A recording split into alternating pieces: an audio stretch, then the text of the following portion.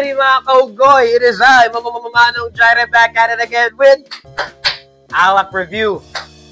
Welcome to Alak Review mga kaugoy, the show where we taste, drink, and lasa-lasa and smell alak mga kaugoy. And yun nga, Lemon Dough. So, hindi ko alam kung nasabi ko na to, pero goal ko is matikman lahat ng mga Lemon Dough flavors mga kaugoy.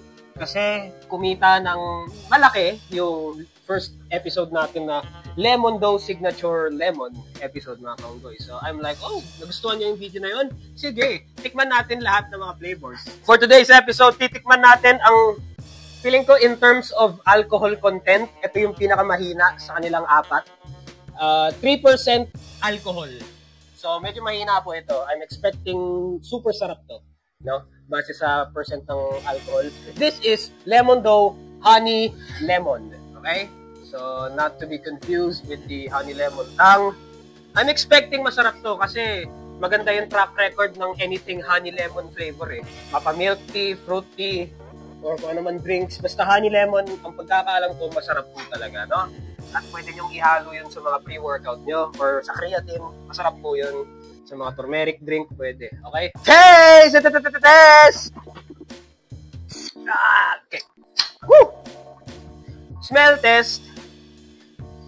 Wow! Oh my God, that hits the spot. Hindi ko... Alam niyo yung mga pure honey na pag binuksan niyo yung pure honey na parang... Ano ba yun yung mga palaman? Yung mga palaman ba yun? Yung may honey na, yung pure honey? Naaamoy ko yun. Yung mga jelly ng honey, ano ba tawag dun? Parang ng honey. Di ba pag binuksan mo yung beehive, tapos maraming honey, walang ibang tawag dun, honey. Very, lasang-lasa yung honey mga kauwi. Hindi siya tulad ng signature lemon at devil lemon. Eh. Sarap pa. Yung amoy. Pero tingnan natin yung lasa, okay?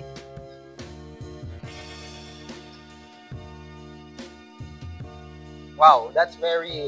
Kung gugustuhin ko lang talaga, kaya itong tunggain ng kahit sino. Wala siyang kahit anong init, wala. Yung pagka-alak niya, wala.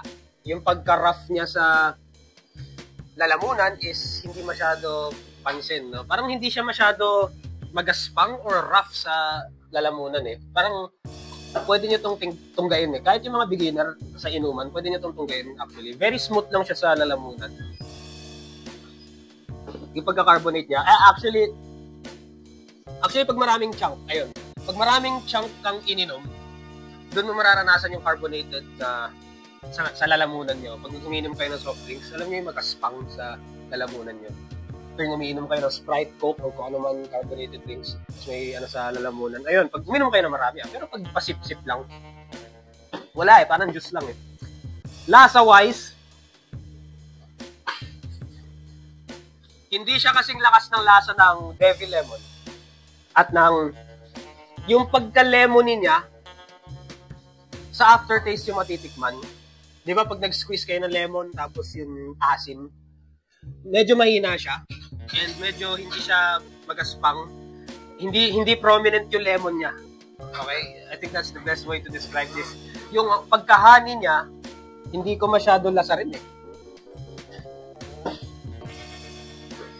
Parang hindi ko alam kung nakulangan ng flavoring sa honey at lemon, pero yun, or nag-join together lang yung honey and lemon, kaya hindi ko masyado lasa yung dalawang flavors, pero masarap siya. May pagkatamis. Para siyang juice na masyadong, alam niyo yung pag nagtimpla kayo ng tang, honey lemon, or kahit anong juice, tapos nasobrahan kayo sa tubig, parang, yun yung natin best way to describe it, you know? Yung ina-expect kong sobrang tamis, hindi ko masyado nalalasaan. Wala rin siyang pait. Wala siyang kahit anong pait. Kung gusto niyo hanapin yung pait, wala yung pait dito. So, very beginner-friendly po ito. Hindi ko sure kung may ihahalin tulad ko ito sa mga Tanduay Ice. Kasi ang Tanduay Ice kasi may konting pait pa eh. Ito wala eh. So, ayun na mga kaunggoy. 3% alcohol. Malamang. Wala masyadong pait yan. 3% lang eh oh. No, para sa mga mga hindi gustong malasing, no? At gusto lang nila na, trip-trip ko lang uminom. Sige, inom tayo.